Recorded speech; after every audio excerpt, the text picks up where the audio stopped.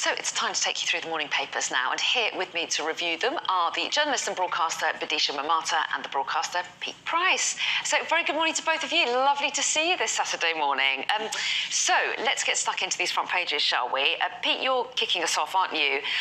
With this terrible story of a missing mother in Lancashire, which we've been covering here on Sky News an awful lot. The papers have been looking at it too, and such a distressing story for her family and friends, of course. The Daily Mail there leading with the police's latest announcement that they're focusing on the theory that perhaps she fell into the river. It's a terrible story, and good morning, ladies, but it is a terrible story, and Sky have covered it and led us through every movement and every moment of it, and it's like we're there with the family, and they need all the support they can get. They're now saying that maybe she went into the river to get the dog's ball, but I think the dog's a spaniel. The dog, I would have thought, would have run in after the ball. There's a 10-minute window where we don't know what's happened. It is a tragic story, but the villagers and people have not given up on it, and it's captured the imagination of the British public without any shadow of a doubt. Father's breaking down, talking to us. Her partner is fighting back the tears as he speaks on. It seems a mystery. The police are doing a great job, but maybe they have gone overboard by saying, you know, that she's fallen in the river and she's missing. Maybe they shouldn't have closed that door yet. But it's a minefield. We can't imagine. Right now, everybody will be watching. Everybody has woken up today. They've read the papers. They've looked at Sky, and they thought, please let there be a result. Let there be something to find this lovely lady. And there was a guy out last night, apparently, with a huge lorry with a poster on it. Nicola's beautiful. She's got a family. She's got people that love her. We need to find her. I can't see a woman who takes a dog out all the time going in to the river to take and fetch the ball. And also, why was her phone on the bench? It really is a mystery, and it's totally unexplained. That's right, which is what makes it such agony for the family, that the fact that there is such a mystery.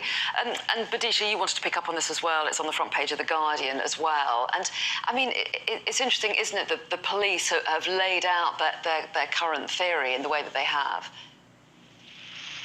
Yeah, it is interesting. I think they've moved incredibly fast. I second absolutely all of Pete's really generous and touching comments there.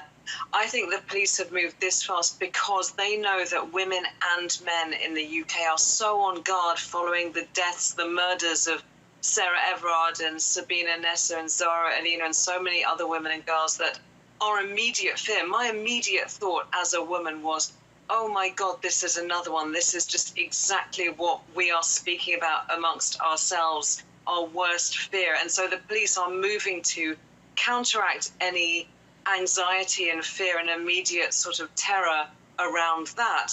But the explanation they've given, exactly as Pete says, it just sounds too pat at this moment. And just exactly as Nicola Bully's partner, Pete Ansell, has been saying, that they're in agony without a definitive answer.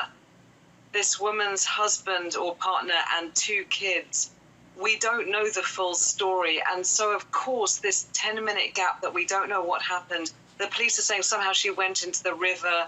She's an experienced dog walker. She's a woman in her 40s. She has a huge amount of common sense. She's a mortgage advisor, the most commonsensical kind of profession you can think of.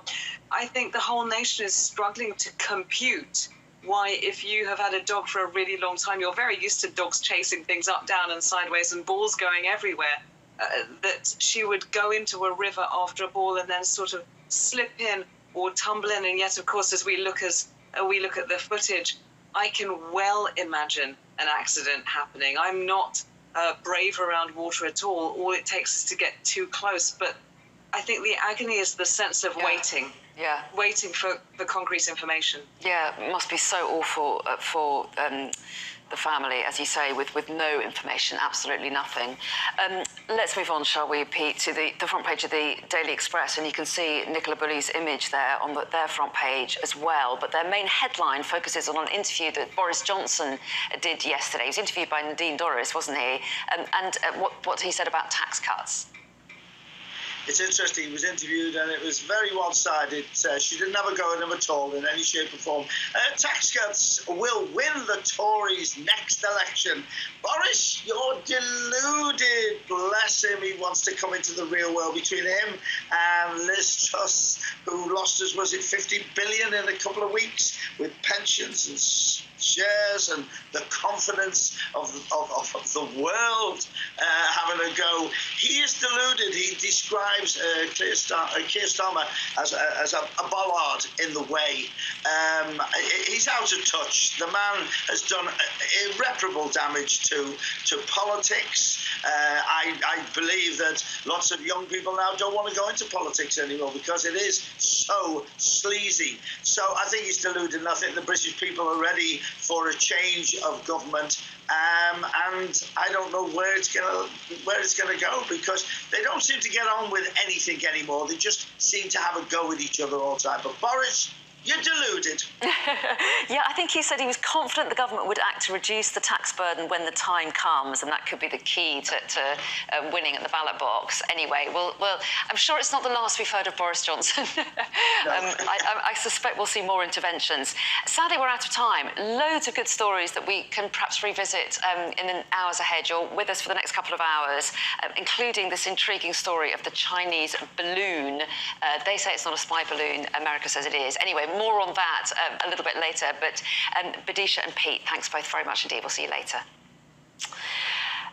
And in just a moment, we will have the latest, actually, on that search for Nicola Bully, who went missing 9 days ago. The searches continue in St Michael's-on-Wye. We'll have all the latest at the top of the hour.